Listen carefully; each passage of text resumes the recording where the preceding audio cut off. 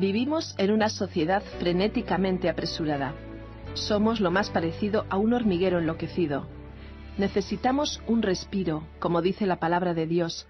Necesitamos pararnos en nuestros caminos y preguntar cuál es la senda antigua. Este programa tiene la finalidad de ayudarte en este propósito.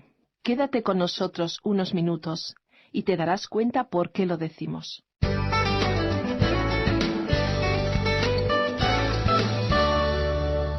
Nuestro pasaje bíblico de hoy se encuentra en el libro de los Proverbios desde el capítulo 30, versículo 20, hasta el capítulo 31, versículo 31. En el día de hoy, estimado oyente, volvemos a nuestro estudio de este libro de los Proverbios y vamos a continuar con el capítulo 30. Leamos pues el versículo 20 de este capítulo. La mujer adúltera procede así: come, se limpia la boca y dice: no he hecho ningún mal. Hemos llegado a una época en la que esto está ocurriendo en todas partes. Hay personas que están viviendo controladas por el pecado y presentan argumentos para negar que el pecado es una realidad en sus vidas. Y Dios, desde las Sagradas Escrituras, continúa señalando a los pecados específicamente, por su nombre. Él no ha cambiado su modo de pensar. Estamos convencidos que Dios no necesitaba aprender nada de esta generación. Él ya conocía los pecados que nuestra generación cometería y ya había escrito acerca de ellos en el libro de los Proverbios. Y en los versículos 21 y 22 leemos lo siguiente: por 3 cosas tiembla la tierra, y por una cuarta que no puede sufrir: por el siervo llegado a rey, por el necio saciado de pan. La frase por el siervo llegado a rey nos habla de Jeroboam, que era un siervo y llegó a ser el primer rey en el reino del norte, en el reino de Israel. La frase que habla del necio saciado de pan es ilustrada por aquel rico insensato que construyó graneros más grandes. Con tales éxitos financieros le sobraba comida, pero continuaba siendo un insensato. Luego, la tercera cosa insoportable que hace temblar a una sociedad, según el versículo 21, la encontramos a continuación en el versículo 23, que dice: por la mujer aborrecida cuando se casa, y por la sierva cuando suplanta a su señora. Ahora, esta segunda parte del versículo 23 se refiere a una mujer muy pobre que ha pasado por sufrimientos y humillaciones y que de pronto se convierte en una persona rica. Y difícilmente haya una persona que sea más difícil de soportar que esa. Y ahora la lectura nos lleva a visitar un zoológico para contemplar a algunos animales. ¿Sabía usted que ellos tienen un mensaje para nosotros? Dios los creó con muchos propósitos, y uno de ellos fue el enseñarnos algo. Leamos el versículo 24. 4 de las cosas más pequeñas de la tierra son más sabias que los sabios. Dios dice que podemos aprender del mundo animal. El primer grupo está formado por animales pequeños. En realidad el primero es un insecto, la hormiga. Leamos ahora el versículo 25. Las hormigas, pueblo que no es fuerte, pero en verano preparan su comida. El texto nos va a mencionar 2 grupos de animales. El primero es una ilustración del camino a Dios para el pecador. El segundo es una ilustración de la vida de los creyentes ante Dios. Las hormigas son sabias y nosotros podemos aprender de ellas. Ya habíamos visto algo sobre ellas en el capítulo 6 de este mismo libro de los Proverbios, en los versículos 6 al 8, que dicen: mira la hormiga, perezoso, observa sus caminos y sé sabio. Ella, sin tener capitán, gobernador ni señor, prepara en el verano su comida, recoge en el tiempo de la siega su sustento. Podemos decir de paso que las hormigas recogen y guardan el grano. Eso es lo que hacen en muchas partes del mundo y también en Palestina. Seguramente habremos visto en alguna ocasión a una pequeña hormiga llevar una carga mayor que la propia hormiga. Ellas almacenan alimentos durante esos días breves y soleados de la cosecha. La hormiga es, pues, un ejemplo de sabiduría para nosotros al prepararse para el futuro en las cosas materiales. Ahora, algunas personas piensan que los cristianos no deberían prepararse para cubrir sus necesidades materiales del futuro, porque para ello deberían confiar en el Señor. Pero creemos que si el Señor nos ha provisto de medios para hacer frente a las necesidades futuras, y todos estamos familiarizados con los planes de ahorro y pensión, deberíamos aprovecharnos de ellos para prevenir las necesidades del futuro propias y de nuestra familia. Esto es lo que la hormiga nos enseña, asegurándose para su futuro al almacenar alimentos en la época de la cosecha. Pero aquí tenemos un mensaje aún más profundo. Hay muchas personas que no hacen ningún arreglo para después de la muerte, o algunos gestionan anticipadamente sus arreglos con una sociedad o con la funeraria para el día de la muerte. Pero al hablar de los preparativos para después de la muerte, nos referimos a la eternidad. Estamos en esta vida solo por unos breves y fugaces momentos, pero después vendrá la época interminable de la eternidad. ¿No es una insensatez preocuparnos por el cuerpo físico y descuidar el alma, descuidando toda preparación para la eternidad? Se dice que cuando el emperador de Roma, Adriano, se encontraba en su lecho de muerte, hizo la siguiente declaración: «No habrá más corona para esta cabeza, no habrá más hermosura para estos ojos, no habrá más música para estos oídos, ni más comida para este estómago mío. Pero mi alma, oh mi alma, ¿qué sucederá contigo?». La palabra de Dios nos dice en la carta a los Hebreos capítulo 9 versículo 27, «Está establecido para los hombres que mueran una sola vez, y después de esto el juicio». Usted puede vivir solamente para esta vida, para disfrutar de la comida, bebida y de las alegrías de esta vida, porque en el futuro nos espera la muerte.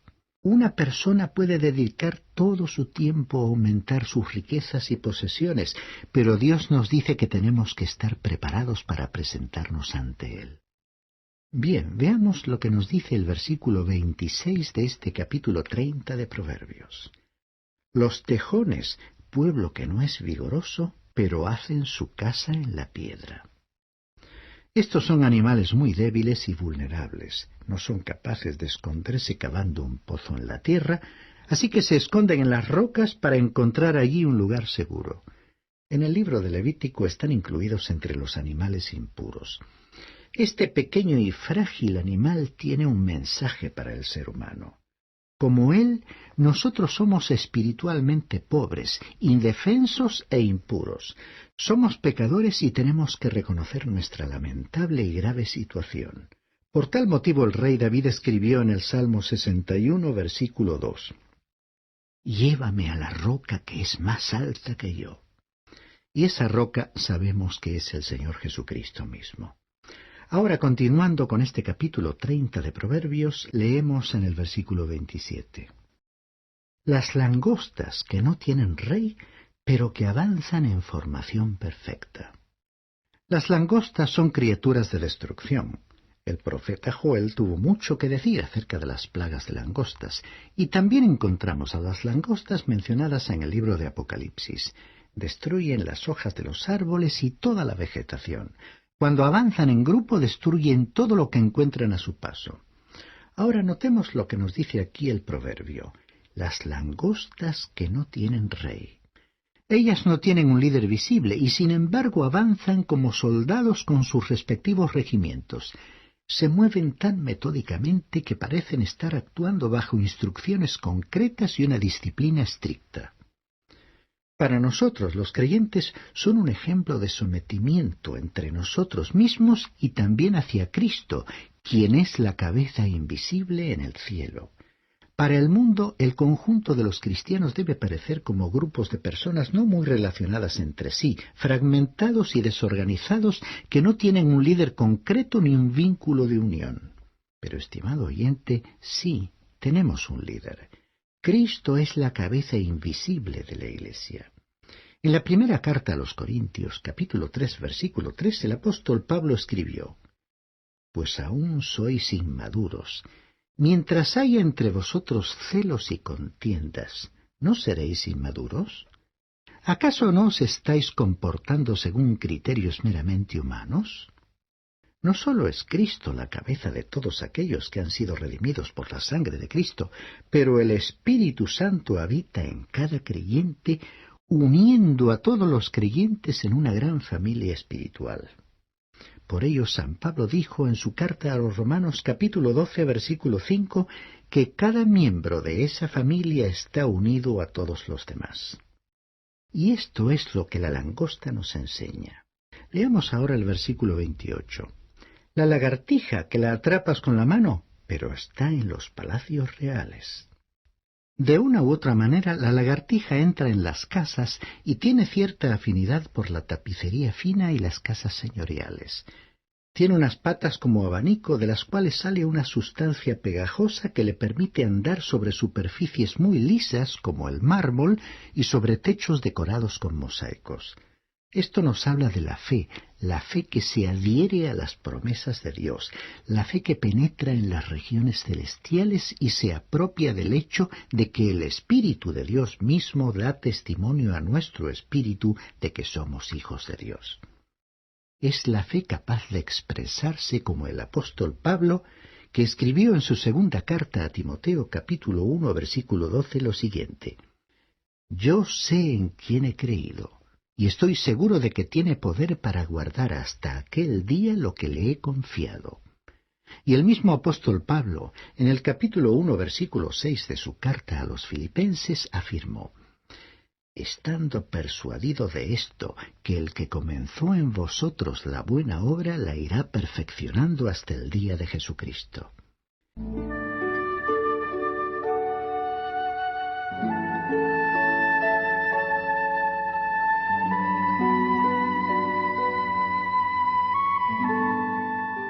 Llegamos ahora al segundo grupo de animales. Leamos los versículos 29 y 30 de este capítulo 30 de Proverbios. 3 cosas hay de hermoso andar y una cuarta que pasea con elegancia: el león fuerte entre todos los animales, que no retrocede ante nada. El león siempre sigue hacia adelante, no se desvía para nada. No les teme a los pequeños animales del vecindario. Es conocido por su gran audacia, la cual debería caracterizar al cristiano al proclamar su fe. Recordemos que el apóstol Pablo, en medio de sufrimientos y persecución, pudo decir, como leemos en el libro de los Hechos, capítulo 20, versículo 24. Pero de ninguna cosa hago caso ni estimo preciosa mi vida para mí mismo, con tal que acabe mi carrera con gozo y el ministerio que recibí del Señor Jesús, para dar testimonio del Evangelio de la gracia de Dios. Se dijo una vez de un gran político que no conocía el miedo. Cuando se le preguntó al respecto, dijo: He aprendido que cuando uno teme a Dios, no le queda hombre a quien temer. Y así tiene que ser la actitud del creyente. Luego el versículo 31 continúa diciendo: El gallo altivo y también el macho cabrío, y el rey a quien nadie resiste. Y esta es una referencia al creyente que debe correr con paciencia la carrera que está delante de él, con sus ojos puestos en Jesucristo, el autor y consumador de la fe, como dijo el escritor en su carta a los Hebreos capítulo 12. El otro animal mencionado en este versículo es el macho cabrío. Esa clase de animal vive en las montañas y anda por sitios elevados. Allí encuentra placer y seguridad. La lección es evidente. El creyente que vive en los lugares elevados, como hizo el profeta Habacuc, podrá alegrarse incluso en los días difíciles. El profeta pudo decir en el capítulo 3 de su libro, versículos 17 al 19, Yo me gozaré en el Dios de mi salvación. Él es mi fortaleza. Él me da pies como de ciervas y me hace caminar por las alturas. Y ahora llegamos al capítulo 31 del libro de Proverbios. Dice aquí en el versículo 1, Palabras del rey Lemuel, profecía con que lo instruyó su madre. Creemos que este capítulo fue escrito por Salomón. No hubo ningún rey llamado Lemuel. Es interesante notar que el nombre que Dios le dio a Salomón fue Jedidías, que quiere decir amado del Señor. según el segundo libro de Samuel, capítulo 12, versículo 25. El nombre Lemuel quiere decir dedicado al Señor, y creemos que ese era probablemente el nombre cariñoso con el cual Betsabé, su madre, llamaba a Salomón. Aquí tenemos pues el consejo de esta madre para su hijo. Y el versículo 2 de este capítulo 31 nos dice: ¿Qué decirte, hijo mío, hijo de mi vientre? ¿Qué decirte, hijo de mis anhelos? Betsabé necesitaba decirle algo a su hijo porque vio en este joven Salomón algunas de las características de su padre David.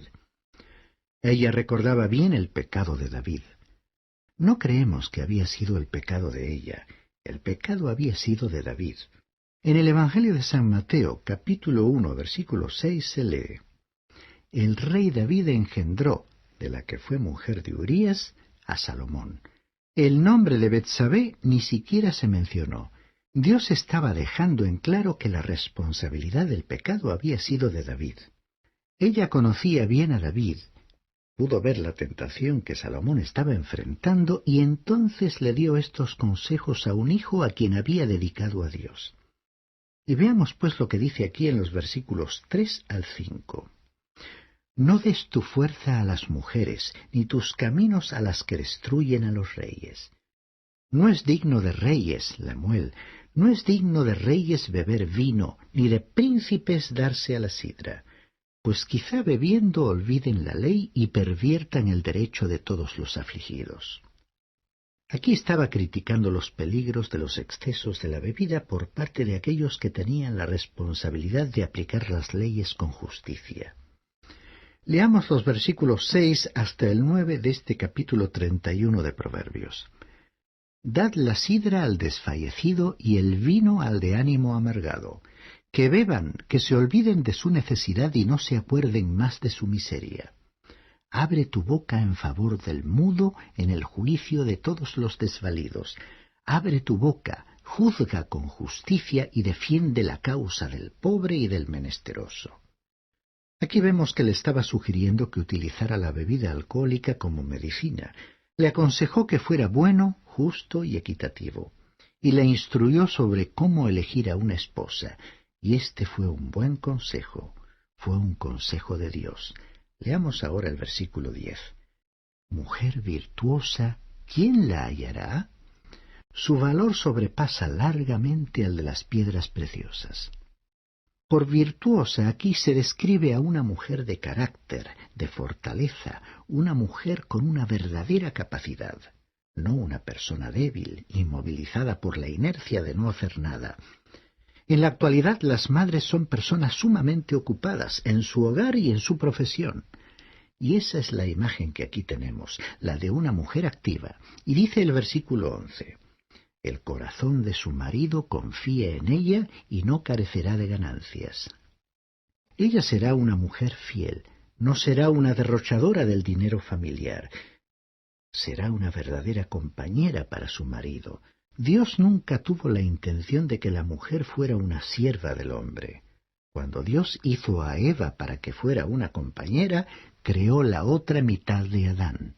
Adán solo fue un hombre a medias hasta que Dios le entregó a Eva. Entonces ya pudo ser un hombre completo. Ahora leamos el versículo 12 de este capítulo 31.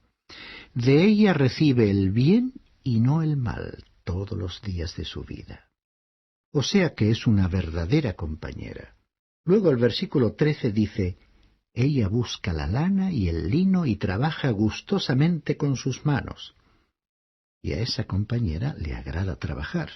Luego el versículo 14 dice, es como la nave del mercader que trae su pan desde lejos. Vemos aquí una mujer activa que busca las rebajas para gastar su dinero sabiamente. Leamos el versículo 15 de este capítulo 31 de Proverbios. Siendo aún de noche se levanta para dar la comida a su familia y la ración a sus criadas.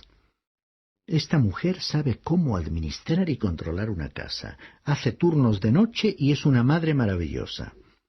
De nuestra infancia podemos recordar que cuando nos levantábamos por la mañana, nuestra madre ya se había levantado antes y tenía el desayuno preparado sobre la mesa.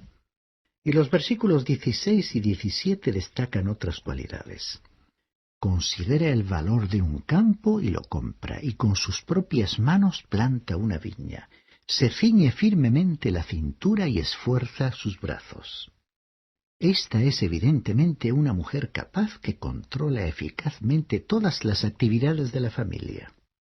Y el versículo 18 continúa diciendo: ve que van bien sus negocios, su lámpara no se apaga de noche.